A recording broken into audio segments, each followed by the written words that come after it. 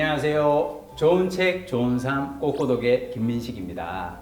오늘은 당신도 느리게 나이 들 수 있습니다. 의 저자 정희원 선생님 모시고 이야기 나눠보도록 하겠습니다. 반갑습니다. 반갑습니다. 서울아산병원 노년내과에서 현재 진료하고 있는 정희원이라고 합니다. 책을 정말 재밌게 봤어요. 아, 그러셨군요. 제가 개인적으로 저는 요즘 노화에 대해서 관심이 많아서 네. 막 외국 저자들 책도 그렇고 많이 찾아보는데 와, 국내에 이런 책을 쓰시는 분이 드디어 이제 나왔구나. 이 책을 쓰신 계기가 저는 궁금합니다. 제가 처음에 첫 책으로 지속 가능한 나이듦이라는 책을 썼습니다. 네. 2021년에 나왔고요. 그 책을 쓰게 된 계기부터 말씀을 드리면 재미있을 네. 겁니다. 예. 제가 논문을 아무리 써도 네. 그 논문이 사람들한테 당연히 전달되지는 않더라고요. 만나는 환자분들마다 노년내과 처음 들어본다. 솔직히 저도 처음 들었어요. 그죠. 그 다음에 의사 선생님들은 노인의학 우리나라는 필요 없는데 이런 얘기를 이제 기본값으로 하시는 거예요. 그러니까 맨날 그럴 때마다 되게 기운이 빠져요. 네. 그래서 이거를 노인의학과 노화의 개념 이런 것들을 사람들한테 알려야 되겠다. 그러려면 논문보다는 단행본을 써야 되겠다. 그래야 사람들이 내가 뭘 하는지는 알겠구나. 예. 그러고서는 논문을 쓰는 마음으로 단행본을 썼습니다. 책을 쓰셨군요. 네. 그러니까 당연히 책이 잘 안 팔리겠죠. 지속 가능한 나이들이. 예, 좀 딱딱하고 어렵게 또 통계 데이터도 많고 그렇게 책이 쓰여졌죠. 이 지금 두 번째 책 당신도 느리게 나이 들 수 있습니다의 핵심 개념으로 나오는 이 4M이라는 개념을 예. 네, 그거를 저희 병원에 세팅을 하던 중이었어요. 예. 제가 번아웃이 온 게. 어. 이 4M이라는 개념을 제가 세팅을 하다가 번아웃이 왔고 아하. 그것을 4M으로 치료를 해보자. 스스로를. 그렇게 하고 그거를 남들도 이용할 수 있게 만들어 보자는 생각이었습니다. 저는 노년내과라는 그 얘기가 처음 좀 약간 낯설었거든요. 네. 어떤 과인가요? 네, 노년내과는 숫자 나이를 보는 과가 아니고 네. 사람을 기능으로 보고 기능의 나이로, 기능의 스펙트럼으로 진료를 하는 과고요. 네. 이게 어떤 의미냐면 노인 증후군이라는 개념이 있습니다. 예. 예를 들어서 우울감이 생기면서 식사량이 줄고 활동량이 줄고 활동량이 주니까 근육을 사용하지 않게 되고 그러면 우울감은 더 심해지고 식사량은 더 줄고 악순환이네요. 악순환이 되죠. 네. 이런 걸 노인 증후군이라고 해요. 예. 노년기에 이렇게 생겨나는 병들 이런 것들이 더해지고 더해져서 병을 또 만드는 거예요. 그래서 이런 병들을 개별 질환으로 보지 않고 이 4M 그러니까 이동성과 신체 기능, 그 다음에 멘테이션, 그러니까 네. 마음 건강, 예. 몸의 질병, 다양한 질병, 네. 그 다음 그 사람의 치유 목표 이런 것들 결국에 4M이죠. 이런 것들을 다 이용해서 진료를 하는 거예요. 저희 과는. 그러니까 기본적으로 이 4M이라는 개념, 4M이라는 제 책에 나오는 개념이 노년내과 진료의 핵심 개념이라고 볼 수 있습니다. 네. 책에서 이 수액요법에 대해 쓰신 대목이 아주 인상적이었습니다. 정상적으로 일상생활을 하는 대부분의 성인에게 수액 자체는 그리 유익하지도 유해하지도 않다. 이 정도의 전해질과 영양분은 한 끼 식사의 0.5인분 정도로 충분히 섭취할 수 있다. 의사 선생님인데 이거 너무 이렇게 정확하게 사실대로 얘기해 주신 거 아니에요? 네. 제가 책이 이렇게 잘 팔리지 않을 거라고 생각하고 솔직하게 썼죠. 근데 기본적으로는 비타민이라든지 이런 것들이 별로 도움이 될 게 없죠. 그러니까 결핍증이라고 해서 네. 그런 것들이 심하게 부족해서 네. 병이 될 정도로 문제가 되는 경우 그런 네. 경우에만 원래는 필요한 거죠. 네. 결국에 잠이 부족하고 운동이 부족하고 또 머리 비우기가 부족하고 또 양질의 식사를 못하고 이런 것들을 돈으로 쉽게 대체하고자 하는 욕망이 영양제인 거예요. 원래 플라세보 효과라고 해서 위약 효과가 있지 않습니까? 예. 실제로 좋아지기도 하거든요. 하고. 예. 이런 것들 때문에 별달리 도움이 안 되는 영양제를 드시는데 돈과 시간을 사용하시는 거죠. 자, 그러면 노화를 막기 위해서 할 수 있는 돈 별로 안 되는데 이건 정말 효과가 좋아요 라고 하는 게 일단 뭐가 있을까요? 빼는 거죠. 우리는 더 할 것보다 빼는 게 중요한데 네. 예를 들어서 식사에서 단순당과 정제곡물을 뺀다든지 네. 또 과잉의 단백질, 특히 동물성 단백질을 걷어낼 필요가 있죠. 예. 정말 가성비가 정말 좋죠. 왜냐하면 거의 돈을 아끼는 수준으로 절약할 수가 있으니까 그런 것들 하시면서 운동하시면 되는 거죠. 제가 책을 읽을 때 항상 하는 습관이 있어요. 뭐냐면 이 책에서 내가 한 번도 그동안 접해보지 못했던 어떤 새로운 개념이 있으면 이거는 내가 한번 테스트를 해본다거든요. 선생님 책을 읽고 제가 테스트해본 거는 국민체력백 인증센터. 이 체력 인증 프로그램 너무 좋은 것 같아요. 조금 선생님 좀 소개해 주시면. 국민 체력 100은 다양한 도메인, 영역의 말하자면 성능을 평가해주는 것인데 근력, 근지구력, 심폐지구력, 유연성 이런 것들을 다 평가해줍니다. 무료로 국가에서 해주는 겁니다. 또 처방도 해줍니다. 그렇죠. 근데 건강운동관리사 선생님들이 처방을 해주는 거기 때문에 현재 우리나라에서 이런 식으로 특히 어르신들이 처방을 받을 수 있는 방법이 그렇게 많지가 않거든요. 많은 분들께서 상담을 받아보셨으면 좋겠습니다. 우리가 흔히 건강검진을 한다는 건 몸에 병이 있느냐 없느냐를 보는 거잖아요. 근데 우리의 체력을 이렇게 마치 건강검진처럼 건강한 노후를 위해서는 꼭 필요한 활동 중 하나라고 생각합니다. 선생님은 노년내과 의사로서 많은 노인 환자분들을 보실 거 아니에요. 보면서 이분들이 30대, 40대 때 만약 날 찾아왔으면 뭐라고 내가 얘기를 했을까? 저한테 오시는 분들은 네. 대부분 그러니까 정말 많이 아파서 오시는 분들은 네. 어떤 한 가지 요소가 과락에 가깝게 된 분들인 거죠. 그래서 저도 99에 너무 집중하거나 또는 돈 하거나 아니면 자기계발서에서 4시간 자라, 5시간 자라 이러면서 그거를 경계해야 된다고 생각을 그렇죠. 하고요. 예. 그렇게 과잉으로 어떤 나머지 영역들을, 삶의 영역들을 말하자면 소외시켜버리는 거. 그러니까 내팽겨치면은 그 내팽개친 게 결국에는 내재 역량을 구성하는 여러 가지 과목들 이 중에서 구멍을 내는 경우가 많은 것 같아요. 혹시 마지막으로 이렇게 네. 독자분들께 해주실 말씀이 있다면? 제가 책을 내고 나서 참 많은 독자님들께서 저한테 말씀하셨던 것이 몰라서 못하는 게 아니다. 그 내용, 그 구체적인 내용 자체는 사실 굉장히 뻔합니다. 하지만 제가 강조하고 싶었던 건 뭐냐면 악순환이 있고 선순환이 있다는 겁니다. 예. 내가 중요하게 생각하는 게 나의 이동성을 좌우하고 예를 들어서 내가 편하고 싶으면 나의 이동성은 파탄이 나는 거고요. 그렇죠. 네. 이동성이 파탄이 나게 되면 멘탈이 나빠집니다. 그렇군요. 악순환이 되는 거죠. 멘탈이 나빠지게 되면 또 내가 생각하는 지향점이나 이런 것들이 더 흐트러질 가능성이 있죠. 이런 악순환이 있고 그 악순환은 결국에는 몸의 질병을 만듭니다. 과락으로 이어지는군요. 네, 그리고 과락으로 가는 거죠. 음. 이렇게 연결이 돼 있다는 생각을 가지고 내가 조금은 덜 편해도 조금 더 불편해도 그렇게 하면서 자연스럽게 근육을 사용을 하고 또 잠을 챙기고 맛이 좀 없더라도 자연스러운 음식을 먹고 이런 것들을 좋은 방향으로 만들면 만들수록 반대로 선순환이 생긴다. 네. 이런 점을 부디 시청자분들께서 이해를 해주시고 네. 선순환을 만들려는 시도를 한번 해보셨으면 너무 좋겠습니다. 여러분, 작은 생활 습관 하나씩 바꾸면서 가속 노화를 막으셨으면 좋겠습니다. 오늘 이렇게 나와주셔서 너무 감사하고요. 바쁘신 와중에 그래도 시간 내주셔서 감사합니다. 제가 영광이었습니다. 아닙니다. 꼬리에 꼬리를 무는 독서 꼬꼬독. 저는 또 다음 시간에 뵙겠습니다. 고맙습니다. 감사합니다. 안녕하세요. 굿라이프 시청자 여러분. 저는 분당에서 나우리 가정의학과를 운영하고 있는 가정의학과 전문의 이진복입니다. 오늘은요, 여러분들이 궁금해하시는 내용 중에 당 독소에 대한 내용을 말씀드리려고 합니다.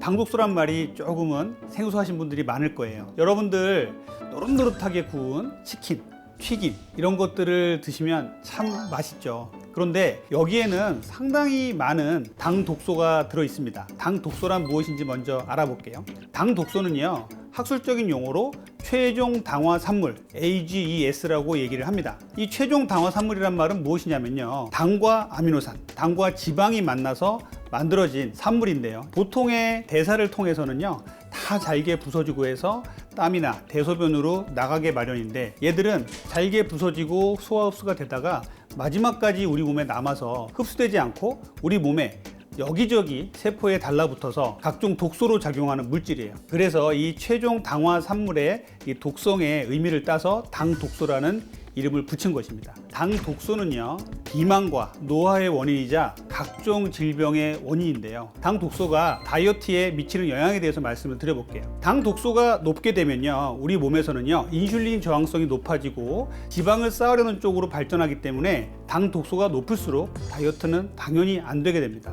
그래서 당 독소를 낮춰야 다이어트가 잘 되게 되는데요. 당 독소는요, 우리 몸에서 스스로 만들어지기도 하지만 외부에서 우리가 섭취하는 것들이 상당히 많습니다. 우리가 내부에서 만들어지는 것들은 어쩔 수 없다고 치더라도 외부에서 우리가 먹는 음식을 얼마나 조절을 잘 하느냐에 따라서 이 당 독소를 줄일 수가 있는 것이에요. 그러면 당 독소가 많아지는 환경은 어떤 것들이 있으며 당 독소가 많은 음식은 어떤 게 있는지 한번 알아볼게요. 당 독소가 많은 음식은요, 굽고 튀기고 볶은 음식에 많습니다. 예를 들어서 물 없이 고온에 튀기는 음식들이요, 에어프라이라든지 오븐 같은 데 튀기는 음식들은요 상당히 많은 당 독소를 함유하게 돼 있어요. 그런데 우리가 샤브샤브라든지 물에 삶고 데치고 이런 음식들은요 당 독소가 상대적으로 낮습니다. 현대인들이 먹는 음식 중에서 직화구이를 한번 생각해 보세요. 고기를 아주 불판에다가 굽게 되면 고온에서 아주 바삭하게 굽게 되고, 거기서 우리는 아주 맛있는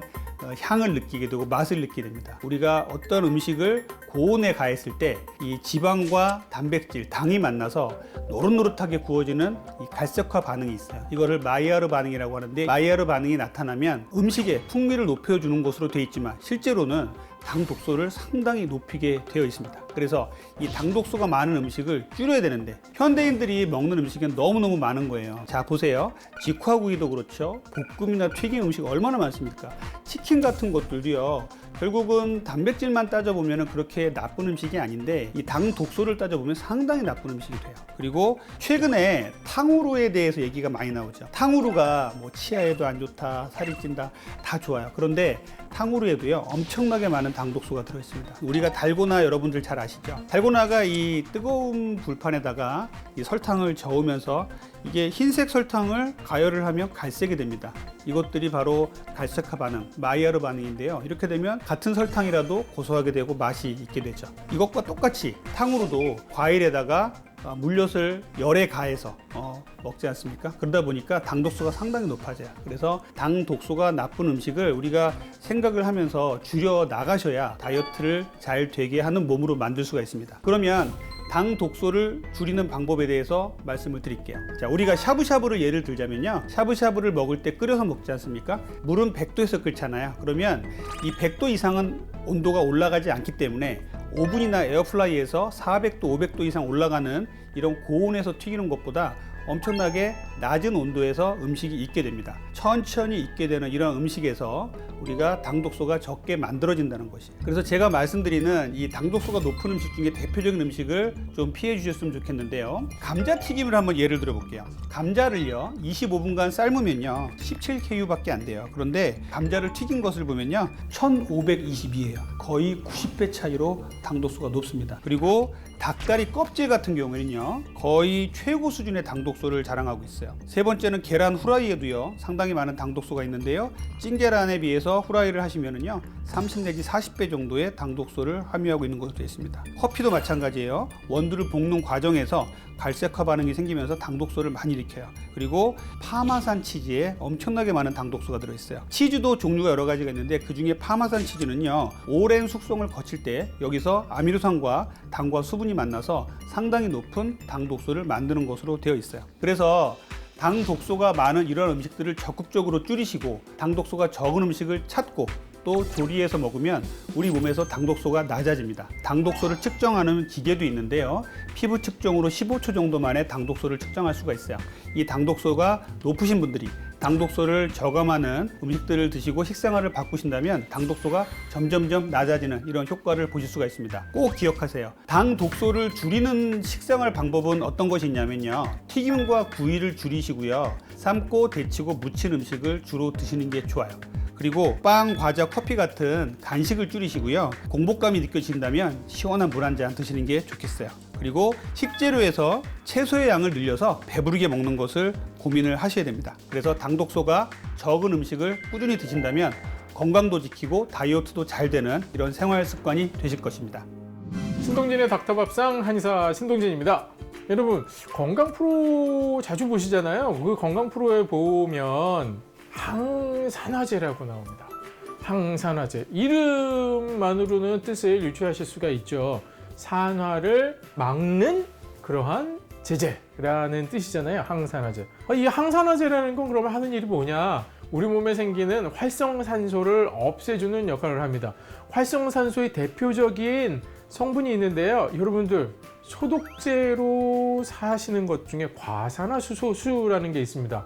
예전에는 상처 났을 때 이렇게 바르면 거품이 막 흰 거품이 일어나면서 엄청 아프죠. 바로 그 과산화수소수. 그게 우리 몸에서도 만들어지는 성분이고요. 대표적인 활성산소입니다. 과산화수소수는 뭐 색소도 탈색시키고 세균도 없앨 만큼 강력한 소독제인데 이게 우리 몸에 만들어지고 있다고 생각해 보세요. 그러면 우리 세포들이 살아날 수가 없겠죠. 유익균들도 다 죽어나갈 거예요. 그런 일들이 벌어지지 않게 하기 위한 것이 바로 항산화제들이 하는 일입니다. 그래서 여러 가지 항산화제 종류에 대해서도 많이 들어보셨을 겁니다. 가장 많이 들으시는 항산화제 제가 예로 든 게 안토시아닌이니 아니면 베타카로틴이니 이런 것들 말씀드렸는데, 근데 여러분 항산화제들마다 각각의 능력의 차이가 있습니다. 오늘은 그 항산화제들의 이야기를 오늘 총정리하는 의미로 간단하게 설명을 드리겠습니다. 그뿐만 아니라 항산화 능력을 높일 수 있는 방법 알려드리도록 하겠습니다.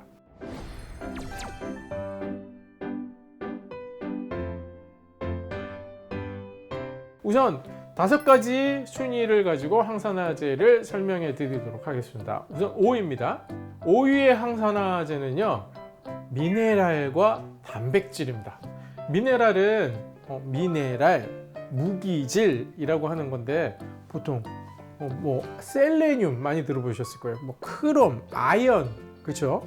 이런 것들, 구리, 망간 이런 것들이 미네랄이거든요. 이 미네랄이 5위에 해당하는 항산화제입니다. 항산화제 이렇게 나열해 보면 가장 아랫단에 위치한 게 바로 미네랄인 거고요. 단백질이 항산화제다?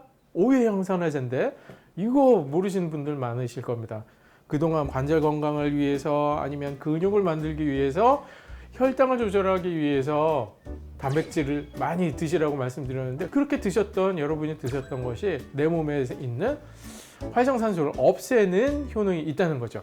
그 다음 4위가 있습니다. 4위의 항산화제는 비타민입니다. 비타민 중에서도 기억하세요? A, C, E 비타민이 항산화제 역할을 합니다. A, C, E 이거 영문으로 쓰면 왜 과자도 이런 과자 있잖아요. 에이스 과자 영문자로 아주 뛰어난 에이스라는 뜻이잖아요. 그렇게 해서 외우시면 좋아요. 그리고 2가지가 더 있는데요. 2가지는 플라보노이드라는 성분이 있습니다.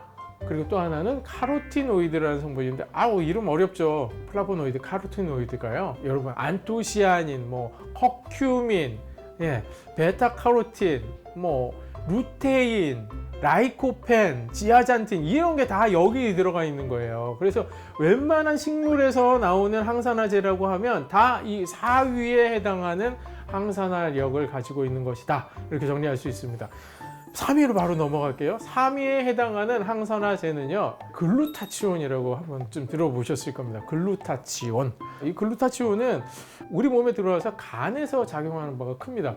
해독력이 굉장히 뛰어난 항산화 물질이거든요. 글루타치온은요, 주사액으로도 있는데 이거 배곡주사라고도 부릅니다. 배곡주사 언제 쓰냐면요, 마약에 중독된 분들 해독할 때도 이 글루타치온이라는 물질을 쓰거든요. 그럼 그만큼 아주 강력한 해독작용과 항산화력을 가지고 있는 물질입니다. 여러분, 3위 글루타치온과 또 하나 코큐텐이라는 물질이 있습니다. 코큐텐 이것도 많이 들어보셨을 거예요. 코큐텐은 특히나 고지혈증 약을 드시는 분이라면 꼭 챙겨 드셔야 할 영양 보충제 중에 하나죠. 고지혈증 약을 드시게 되면 특정 성분들이 있는데 그 성분이 간에서 콜레스테롤을 만드는 기전을 차단을 시키는 게 그 약의 효능이에요. 이때 생기는 안 좋은 점 중에 하나가 코큐텐이라는 물질이 안 만들어져요. 원래 간에서 만들어지는 물질인데 그렇게 되면 항산화력에 약화를 불러오겠죠. 그렇기 때문에 꼭 코큐텐을 챙겨 드셔야 될 분 중에 한 분은 고지혈증 약을 드시는 분이라는 거 꼭 기억하시고요. 자, 2위 빠르게 넘어가겠습니다. 2위부터도 어려워요. 이름이 어렵습니다. 이거 그냥 듣고 잊어버리시기 바랍니다. 글루타치온 과산화물이라는 효소가 하나가 있고요. 또 카탈라제라고 하는 효소가 있습니다. 이게 1, 2위는 효소고요. 3, 4, 5위는 물질이에요. 물질이라는 거 그냥 내가 입으로 먹어도 아무렇지도 않아요. 그냥 내 몸에 들어가서 작용을 하는 거고요. 효소라는 건 우리 입으로 먹게 되면 위산에 다 파괴되기 때문에 효소는 입으로 먹어서는 효능을 볼 수가 없습니다. 그럼 이거 뭐 주사제로 맞느냐? 주사제로 맞는 게 기본이긴 한데 요사이는 제품들이 다 단백질 캡슐에 쌓여서 우리 위산에 통과해서 작용할 수 있도록 만들어져 있습니다. 그렇다고 제가 제품을 홍보하는 건 아닙니다. 이 제품 안 드셔도 우리 몸의 항산화력을 높일 수 있는 방법 알려드릴 겁니다. 그럼 대망의 1위 남았습니다. 대망의 1위 이름 어렵습니다. SOD. 이거는 초과산화물 불균등화 효소. 한글로도 어렵죠. 외우지 마세요. 그냥 SOD 어쩌다가 들어봤다 정도만 기억하시면 되고요. 이 SOD라는 효소의 항산화력은요, 무려 아까 말씀드린 글루타치온, 마약도 해독한다는 글루타치온의 10배. 그리고 비타민 C가 있었잖아요. 비타민 C 항산화력의 3,500배에 해당하는 항산화력을 가지고 있습니다. 비타민 C가 하나, 활성산소 하나 없앨 때 SOD는 3,500개를 없앨 수 있다는 겁니다. 그럼 나는 SOD만 먹으면 되지 왜 그렇게 많은 항산화 물질, 안토시아닌이니 비타민이니 이런 걸 먹고 있을까? 이런 후회가 혹시 내가 잘못 먹고 있는 거 아니야? 라는 생각이 드실 수가 있을 거예요. 하지만 그렇지 않습니다. 왜냐하면 SOD는요, 각종 미네랄이 필요해요. 미네랄? 어디서 들어보셨죠? 5위에 해당하는 항산화제에 나왔잖아요. 그리고 또 활성산소는요, 세포, 우리 몸 구석구석에 나타나는 곳이 각각 달라요. 그리고 종류도 여러 가지예요. 과산화수소수뿐만 있는 게 아니거든요. 여러 가지 종류도 많고 위치하는 곳, 만들어지는 곳도 다르기 때문에 각각 작용하는 항산화제에 작용하는 범위 또 다르기 때문에 어느 것 하나만 1위만 드시면 됩니다. 이런 얘기가 통하지 않거든요. 여러분, 결국 우리 몸의 항산화력을 높일 수 있는 방법은요, 지금 말씀드리는 4가지 지키시면 됩니다. 내가 SOD 사 먹지 않아도 내 몸의 항산화력을 지킬 수 있는 방법, 첫 번째, 소식입니다. 특이하죠. 뭘 먹어서가 아니라 뭘 덜 먹어야 내 몸의 항산화력이 높아진다는 겁니다. 우리 몸의 신진대사 과정에서 자연스럽게 발생하는 게 활성산소이기 때문에 우리가 음식을 먹어도 과식을 해도 활성산소는 많이 소화 흡수 과정에서 나타날 수밖에 없습니다. 근데 소식을 한다? 이건 활성산소의 생산량을 좀 줄여준다는 장점이 있는 거고요. 두 번째 비법, 운동입니다. 운동 정말 열심히 했어요. 땀을 뻘뻘 흘리면서. 그러면 신진대사 속에서 자연적으로 발생하는 게 활성산소이기 때문에 활성산소 농도가 막 올라가게 됩니다. 그럼 이거 몸에 나쁜 거 아니야? 그렇지 않습니다. 조금 격하게 할 수 있는 중등도 이상의 운동이라면 우리 몸에 활성산소를 없애는 항산화제를 만드는 자극을 해줄 수가 있습니다. 우리 몸에서 자연적으로 항산화제도 만들어져요. 그 만들어지는 기전을 촉진시킬 수 있는 게 운동이라는 겁니다. 과식을 해서 활성산소가 많이 만들어진 것과 운동을 해서 활성산소가 많이 만들어진 건 천지차이예요. 과식하고 움직이시는 분 계세요? 없죠. 혈액순환이 안 된 상태에서 활성산소만 많이 만들어지면 이건 세포에 치명적인 영향을 주는 나쁜 행동인 거고요. 운동을 할 때 나온 활성산소들은 혈액순환이 엄청나게 일어나면서 우리 몸에 항산화제 생산을 증가시키고 그 활성산소들을 다 잡아먹을 수 있는 몸 상태가 됩니다. 그래서 운동을 해야 내 몸에 SOD를 증가시킬 수 있다. 꼭 기억하시도록 하시고요. 세 번째 방법이 있는데요. 세 번째 방법은 설포라판이라는 성분을 섭취하는 겁니다. 그럼 이거 영양제로 먹어? 아닙니다. 십자화과의 식물들을 드시면 됩니다. 채소, 여러분 좋아하시는 채소 대부분 들어있습니다. 무 좋아하시죠? 십자화과입니다. 배추 좋아하시죠? 양배추 좋아하시죠? 대표적인 것 또 하나 브로콜리 들어가 있습니다. 그리고 겨자잎 같은 것들, 그리고 케일 이런 종류 들어있거든요. 그냥 우리 식탁에 자주 오르는 무, 양배추, 배추 이거 3가지만 드셔도 내 몸에서는 항산화제를 만들 수 있는 기반이 생긴다. 이렇게 기억하시면 됩니다. 4번째 비법이었습니다. 4번째 비법은 인삼입니다. 이거 서울대 분자생물학 연구팀에서 밝힌 건데요. 인삼의 특정 사포닌이 우리 몸에서 SOD 제1위의 항산화제의 세포내 농도를 증가시킨다라고 하는 연구 결과가 있습니다. 여러분, 항산화제 우리 몸의 건강을 유지하기 위해서, 노화를 막기 위해서 아주 필요한 성분입니다. 하지만 언제까지나 영양 보충제로 드실 수는 없겠죠. 소식하시고 운동 열심히 하시고 채소 많이 챙겨 드시고 가끔 인삼도 챙겨 드십시오. 이 4가지가 여러분들의 노화를 예방하고 피부 탄력을 유지하고 탈모를 방지하는 비법이 될 겁니다. 감사합니다. 늙고 싶은 사람은 아무도 없어요. 하지만 멈추지 않고 우리는 계속 늙어가고 있죠. 이게 또 현실이죠. 건강한 상태로 나이 들어가는 것은 좋습니다. 그렇지만 건강하지 못한 상태로 그저 마치 운명처럼 받아들인다? 이런 것은 아니라고 생각해요. 왜냐하면 그만큼 의학이 발달했기 때문에 다른 또래 연배보다 훨씬 젊고 건강하게 병도 없이 그렇게 사실 수 있어요.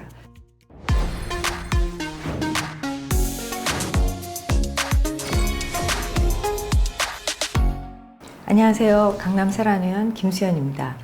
오늘은 정말 흥미로운 주제에 대해서 좀 말씀을 드리고 싶어요. 여러분들 가장 궁금하신 거, 항상 노화에 대한 질문, 그렇지만 쉽게 뭐 어디 가서 물어보지 못하는 거죠. 늙고 싶은 사람은 아무도 없어요. 하지만 지금 이 순간 1초도 멈추지 않고 우리는 계속 늙어가고 있죠. 이게 또 현실이죠. 건강한 상태로 나이 들어가는 것은 좋습니다. 그렇지만 건강하지 못한 상태로 그저 나이 들어가는 것을 내가 마치 운명처럼 받아들인다? 이런 것은 아니라고 생각해요. 왜냐하면 그만큼 의학이 발달했기 때문에 여러분들 얼만큼 의학이 발달했는지 그 부분을 말씀드릴게요. 2009년 노벨의학상을 받은 부분이 있는데 그게 바로 우리의 노화의 원인을 밝혀낸 부분이에요. 텔로미어라는 존재를 밝혀내면서 2009년 이후에 의학계에서는 그렇다면 노화는 원인을 알기 때문에 원인을 아는 증상은 질병이다. 이렇게 규명을 했습니다. 쉽게 설명하면 우리 몸속에 이제 뭐 모든 단위로 세포 단위로 구성되어 있을 때 그 세포 안에 핵에서 DNA가 있죠.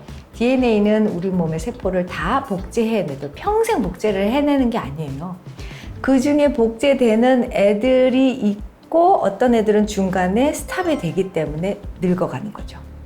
그러면 왜 중간에 스탑된 애들이 있을까 궁금하잖아요. 걔네들을 봤더니 DNA 말단에 조그마한 부분이 있는데 그 부분들을 텔로미어라고 하고, 이 텔로미어는 세포가 한 번씩 카피될 때마다 점점 줄어서 결국에는 텔로미어가 없어져 버리면 그 세포는 더 이상 복제되지 않더라고요. 따라서 텔로미어의 길이를 길게 하는 방법들이 이제 굉장히 아직까지도 계속 지금 연구 중인데 그 중에 밝혀진 것들이 이제 4가지가 있어요. 이 4가지는 지금부터 적용하시면 됩니다. 쉽고 간단해요. 그렇지만 꾸준히 하셔야 효과가 있겠죠. 첫 번째는 너무 잘 아시는 대로 스트레스, 외부에 있는 모든 충격, 뭐 빛, 그다음에 바람, 공기, 온도, 이것도 사실은 이 육체에서는 스트레스로 작용하는데요. 좋은 스트레스가 내 몸을 건강하게 한다고 해요. 자, 가을, 봄 이럴 때 이제 향기로운 뭐 바람이나 꽃 냄새 좋은 스트레스죠. 그다음에 멀리서 들어오는 친구한테 좋은 소식, 우리 아들 뭐 1등 했어? 이런 것들이 좋은 소식이 바로 나한테 좋은 스트레스로 작용을 하는 거예요. 자, 두 번째는 음식은 뭐 나쁜 거 다 안 되죠. 네.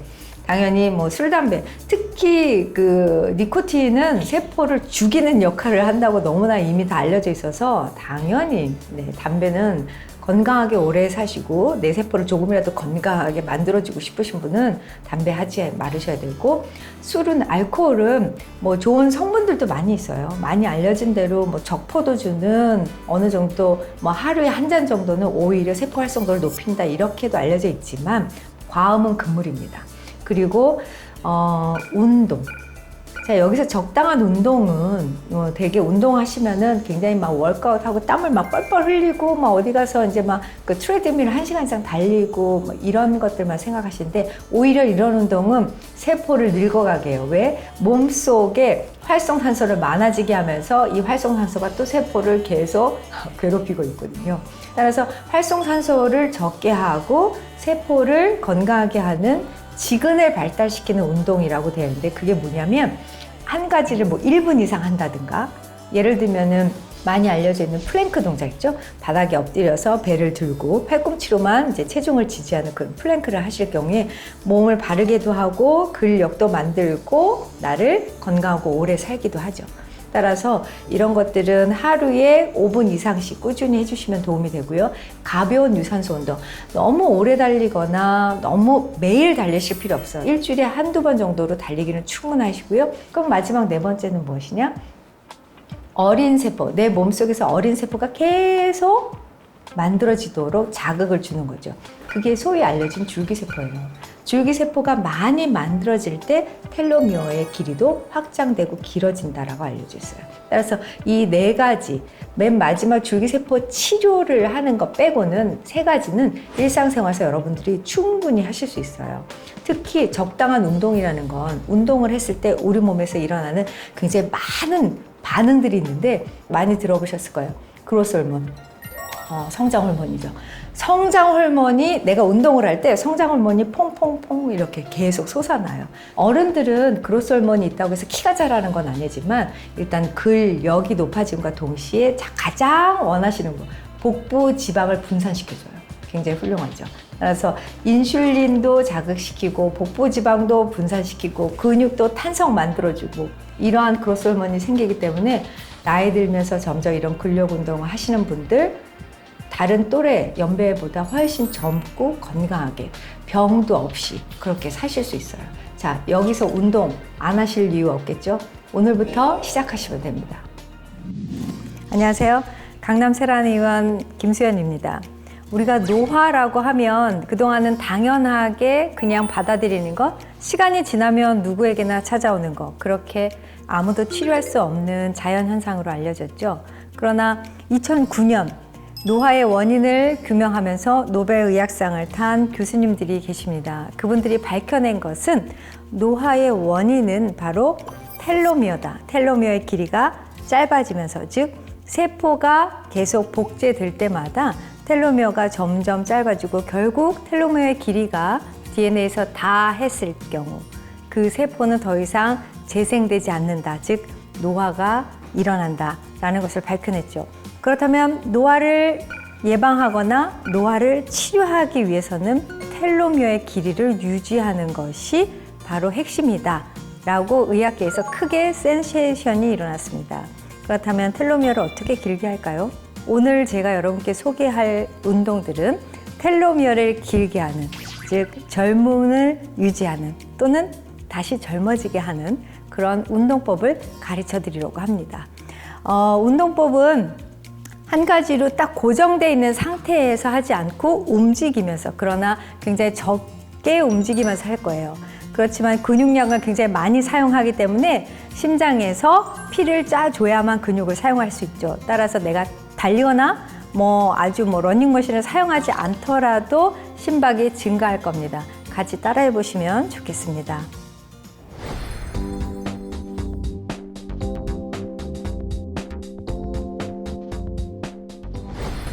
젊어지는 운동 첫 번째, 몸 전신의 근육을 타이트하게 만들어주는 동작이에요. 자, 먼저 자연스럽게 앉아서 다리를 펴고 팔은 뒤쪽으로. 이 상태에서 뒤꿈치로 내 체중을 유지하면서 엉덩이를 들어주십니다. 자, 이렇게 수평이 됐나요? 이 상태가 되면 엉덩이가 떨어지거나 허리가 너무 올라가서 머리가 뒤로 젖혀지지 않도록 수평 또는 척추가 똑바로 유지된 상태에서 다리를 들어줍니다. 이때 다리를 드는 동작에서 너무 높이 들거나 또는 너무 낮게 들어서 자세가 흐트러지지 않게 이 정도 들어주시면서 내 엉덩이 뒤쪽 근육과 허벅지 앞쪽, 배 앞쪽, 속 근육 다 사용되는 것을 느끼시게 될 거예요. 근육량이 활발하게 사용되면 혈류량을 요구하기 때문에 심장의 박동이 지금부터 좀 빨라질 것입니다. 이렇게 천천히 반복하시면 됩니다.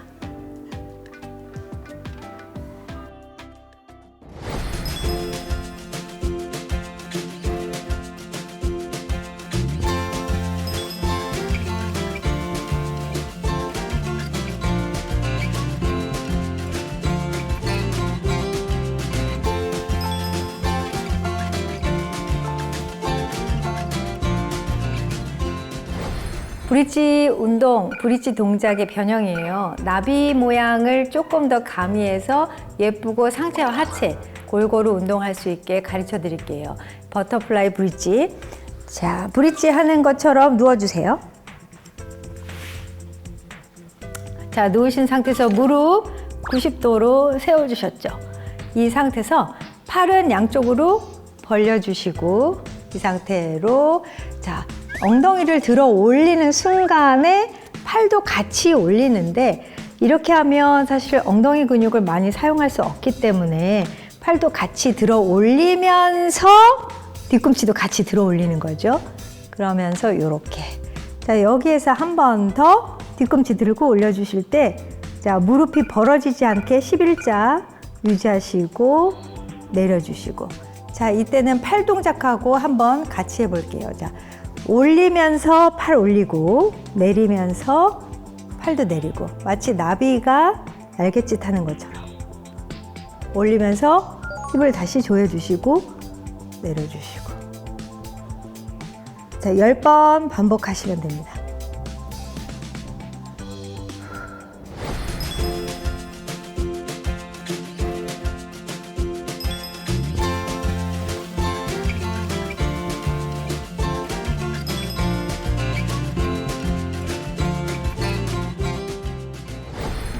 오늘은 젊어지는 운동 처음 2가지 배워봤습니다.